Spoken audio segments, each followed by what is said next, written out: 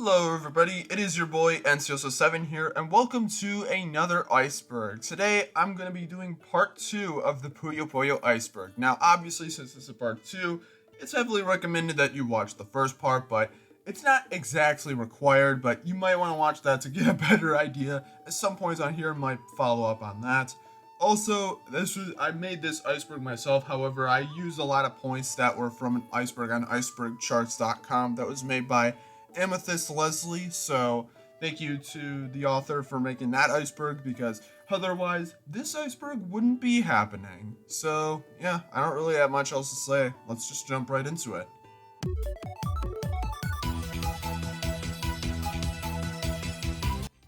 Sega 3D Classics Collection. This refers to a 3DS game released in 2016 by Sega, which was basically just a compilation game of Sega games that were released before, such as Sonic 1, Altered Beast, Thunderblade, and of course, Puyo Puyo 2. This version of the game just uses the arcade version, and there's not really a lot to say about it. Mostly just that this is one time that Puyo was actually released outside of Japan, which is kind of cool. Fan translations. This just refers to the amount of fan translations that have been made, since many of the games were not released outside of Japan, so because of the lack of official localizations, the fans decided to do it themselves. Weird translations. So this refers to some localizations of some games that are kind of weird, honestly. I'm going to be talking about mostly the Puyo Puyo 1 arcade version and Puyo Pop Fever. With both games, they had many changes that were made, such as the names being changed, the voice acting, as well as dialogue that is really weird, honestly. I check out some Puyo Pop Fever cutscenes just to get an idea of how kind of cheesy it really is. Be glad that good localizations exist today for modern Puyo games. Puyo Puyo official Twitter account. This refers to the official account for Puyo Puyo on Twitter. It's actually a very high quality Twitter account as opposed to other ones, as it will tweet things that only the hardcore fans would know about, such as tweeting birthdays for characters in the series, which we'll get to more on that later. Puyo Pop Neo Geo Pocket version. This refers to a version of Puyo Puyo 2 that was made for the Neo Geo Pocket Color, released in 1999. The most notable thing about it is that this would be the first time Puyo Puyo would release outside of Japan without changing its identity. Puyo Puyo Tetris fan animation. This refers to an animation made by Fui Jingling, I'm sorry if I butchered that poorly, which is based off of Chapter 9 of Puyo Puyo Tetris 1, and the video is on YouTube, and it has over 1.5 million views and is regarded as one of the best animations out there for Puyo Puyo due to just how high quality it is.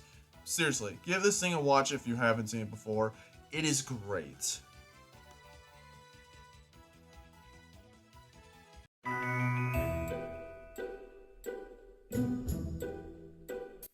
Puyo Manju. This is a manju which apparently manju is a Japanese snack that looks like this. And there was Puyo themed manju that was made at one point, originally called Puyo Man, that was made way back in the mid 90s by Compile. It was fairly popular when it was going, though it would eventually die out once Compile went bankrupt. However, Sega would bring it back with the same recipe in 2023, now called Puyo Puyo Manju. Apologies if I mispronounce anything. I've never had this snack myself, but I would assume it's decent. Puyo Day. So February 4th is considered Puyo Day, as 24 is the main number in the series, since from what I know, 24 sounds similar to Puyo in Japanese. S with an umbrella. There's this sprite of S with an umbrella which isn't seen in the story mode, though can be seen if you save a replay with her as one of the players, which I guess is something. She does use a parasol in some of her attacks and sprites in the game, but it's just kind of weird though that this just doesn't show up in the story mode at all. Precise Museum. This is a fan translation group known for translating many Puyo media, such as Puyo Puyo Chronicle, the DS version of 20th Anniversary, and even some drama CDs. Their work is rather solid, and I'd recommend checking them out.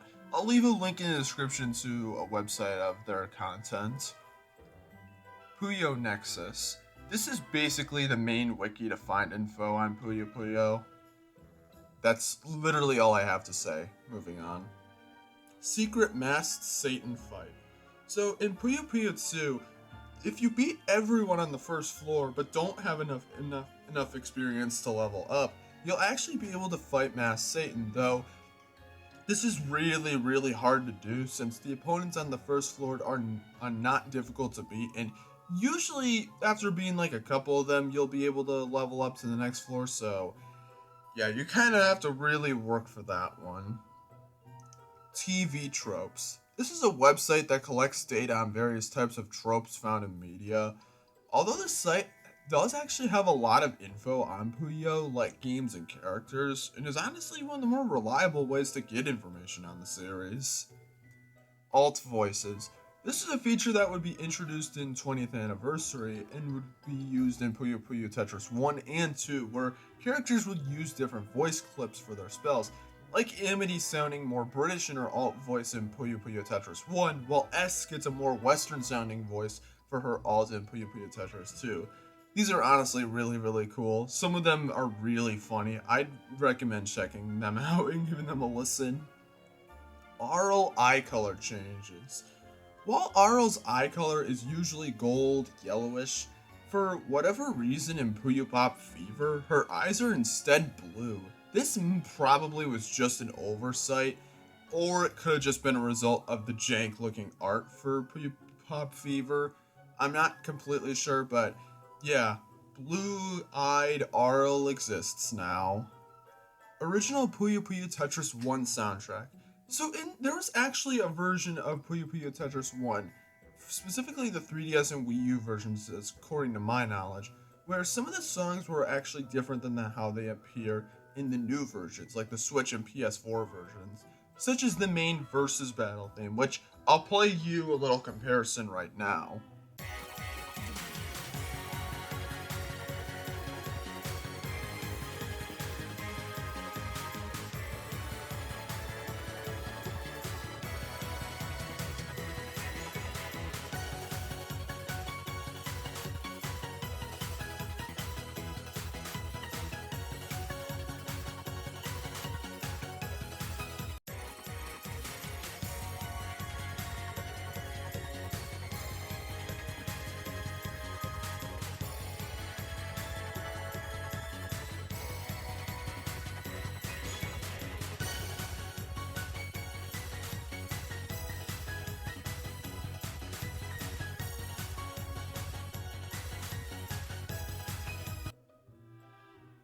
Awamino. So this is the spell that Arl uses that's able to pop 4 Puyo of the same color. I believe this is mentioned in the instruction manual for the first game, and there's really not much else to this. Moving on. Drama CDs. I'm not sure how I missed this the first time around, but many drama CDs were made during the 2010s where scenarios would play out in audio form by the Japanese cast for the Puyo games. Some examples of these include Amity and Liddell's Primp Tour in Volume 7, where Amity and Liddell tour you around a Primp while running into characters from the Fever games, and the Dark Mage Shizo in Volume 4, where Shizo questions if he's grown soft over time. I'd recommend giving them a try and checking them out.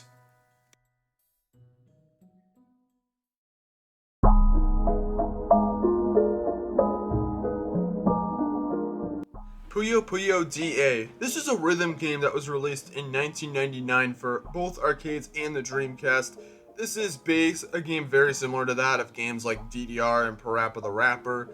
This would be the first time the characters will be modeled in 3D and have some new outfits as well, but there's not really a lot to say about it other than this is again another time of compile milking these games.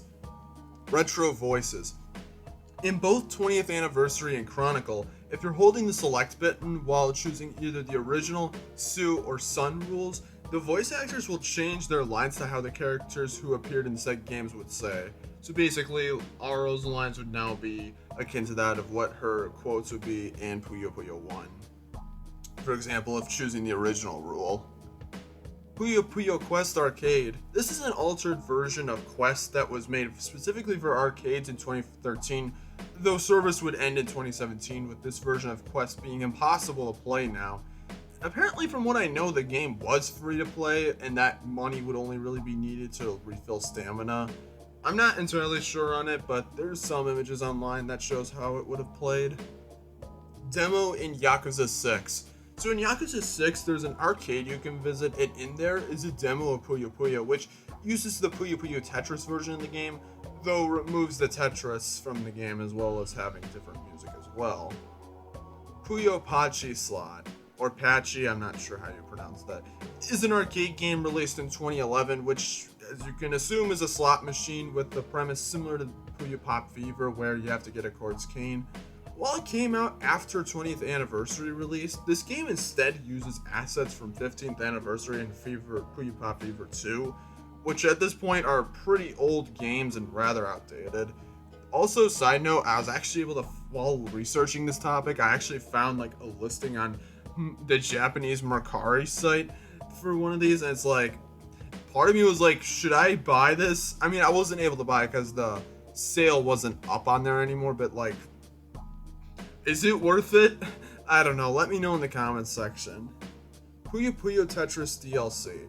If you've wondered why you can get 130% completion in the story mode in the original Puyo Puyo Tetris, it's because in the original version of the game, which I talked about a little before, had DLC that included more content, such as the last 3 chapters, though all this would be included in the localized version. So if you ever kind of wondered why the last 3 chapters kind of felt not connected to the rest of the story, well, I think that sums up the reason pretty good.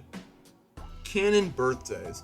Many characters have birthdays. Sometimes the aforementioned official Twitter account will even tweet about certain birthdays, so for some examples, Arl's is July 22nd, Amity's is May 5th, Sig's is June 16th, and so on and so forth.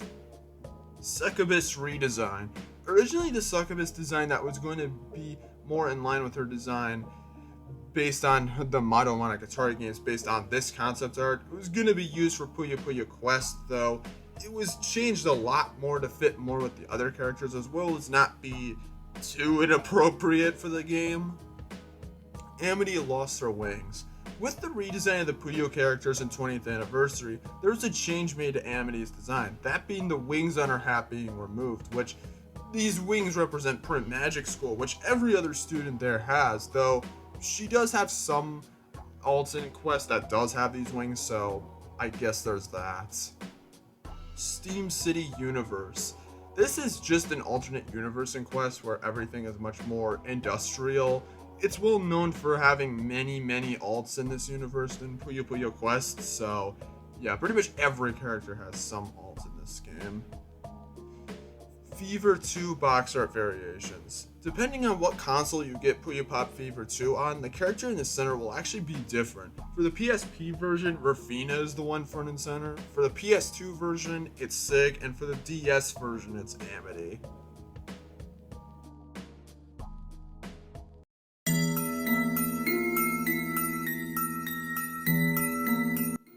Puyo Puyo Theme Park. Yes, I'm not kidding. There was a plan at one point in the 90s to make a theme park centered on Puyo. However, this was only in concept art. As far as I'm aware, nothing ever came of this, but it does kinda show how far Compile was gonna try and go with the Puyo brand. Sei Mato Monogatari. So this is a game made by Compile Heart, a successor of Compile. This game would be released in 2013 on the PlayStation Vita and on Steam in 2018. This game being the last Mato Monogatari game, or at least the latest one, though it doesn't use any of the characters from either the original Mato games or Puyo. This game was renamed to Sorcery Saga, Curse of the Great Curry God in the localized version, and based on reviews I've seen for the game, it seems okay. It's kind of mixed, but it doesn't seem too bad. Check it out if you're interested. Compile Club. This is a magazine that contains lots of Puyo art. That's all I could find on this. I should mention as well that from this point onward, some of these topics are going to have very little that I know about them, so bear with me. Puyo Puyo Quest cafes. So there was a period of time where cafes for Puyo Puyo Quest would pop up every now and then in Japan, where food based on Puyo characters would be served, as well as having Wi-Fi, though it's not really that crazy. This was only for a limited time as far as I could tell. I can only really find records of this happening in 2015 and 16. Let me know if you know anything more about this stuff, because that's pretty much all I could really find. Sega Superstars minigame. So this is Sega Superstars was a game made for the iToy accessory on the PS2 in 2004, which in that game was basically a bunch of mini games, and of course it had a mini game based on Puyo. In this mini game, you'd move your body around to move the colored Puyo into their designated spot. And there was also another mini game that appeared in Sega Superstars Tennis, which this released in 2008 for various systems, which had a mode where you rally a ball with the wall net instead being a bunch of Puyos. Puyo Puyo ABC.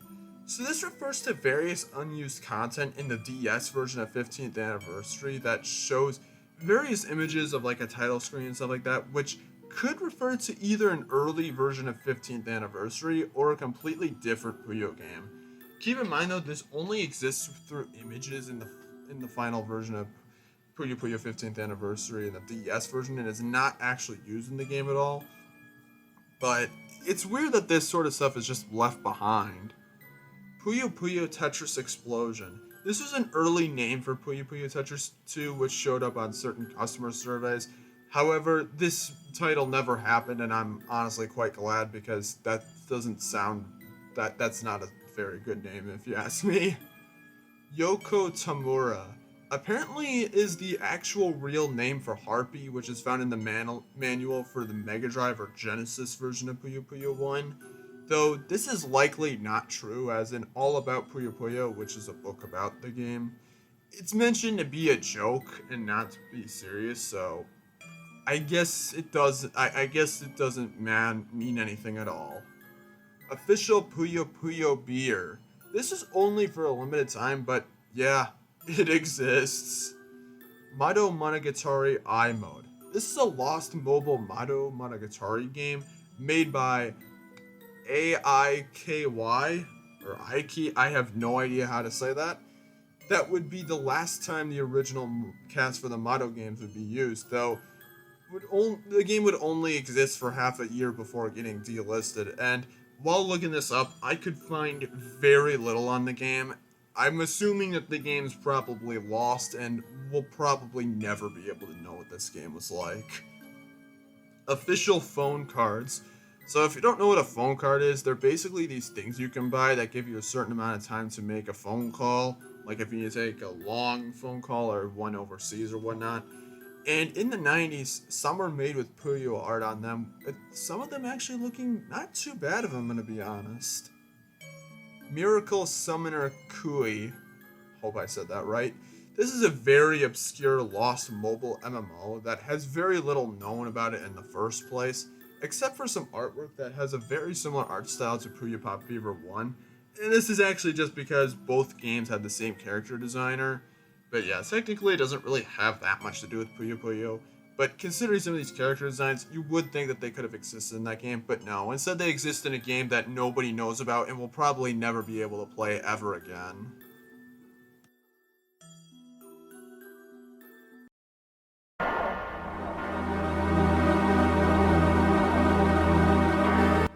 Mado Monogatari Zero. This is a scrapped game that never made it far as I'm aware, but there were ideas for it to be made. Apparently, the game is going to be based on Arl escaping the womb of her mother. Yeah, you can probably guess why this game never got off the table. Puyo Puyo, the animated movie on IMDb. Allegedly, this was a hoax of a Puyo Puyo movie that was on IMDb, but to be honest, I couldn't find anything about this. This was on the Iceberg on icebergcharts.com, so if anybody knows anything about this, let me know down in the comments below. Oh yup. This refers to a fan-made Puyo Puyo 2 clone made in 2020 for the Commodore 64, and looking at the images on screen, it's honestly kinda cool for being a fan game. Wonderland Bootleg Amity. This refers to a Crane game that I assume is a bootleg, as it uses Amity artwork on the side, specifically from Fever 2, though recolored, which is why it's considered a bootleg, and is pretty unknown, honestly. Roo. So this is another fan game that this time being made for the X68000 computer. The game is basically just a side scroller. It's pretty bare bones, honestly, and every attack you do has the bio end voice clip, which gets really annoying after like 5 seconds. Puyo Puyo CD warning screens. Alright, we're at the final entry of the iceberg, and the only NSFW entry. Now, I'm not going to show anything, but this is a weird one. So, in Puyo Puyo CD, if the system card of the PC Engine is 2.0 or less, it will show an image of Arl in a swimsuit on the beach, which is rather tame. It's nothing really that weird. But if there isn't any space left, as far as I'm aware, you'll get an image of Arl in a very weird state. Okay, she doesn't have her clothes on, alright? It's a really weird thing to say the least. It's not like really detailed or anything like that. Honestly, the best way to describe it is that, imagine if you put Arl's head onto the body of Carbuncle. That's basically what it looks like. But yeah, it's really weird. I don't really know why this exists, but I don't know. I don't know. I guess they really didn't want people playing the game if the system couldn't work properly. I have no idea. Just know that if you do look this up, just be warned that viewer discretion is advised.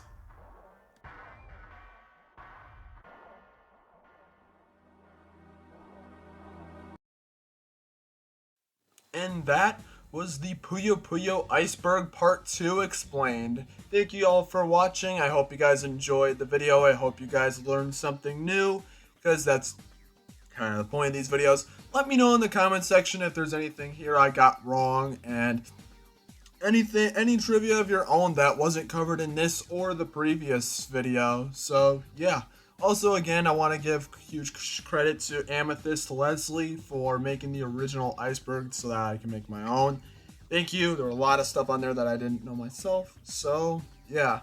Don't have any idea on what the next iceberg's going to be, but don't count on one coming out for a little bit, because with school coming up now, yeah, I'm going to kind of have to I'm not going to have as much time. But anyways, still, hope you guys enjoyed the video. Thanks for watching, and I will see you guys next time. Peace out and take care.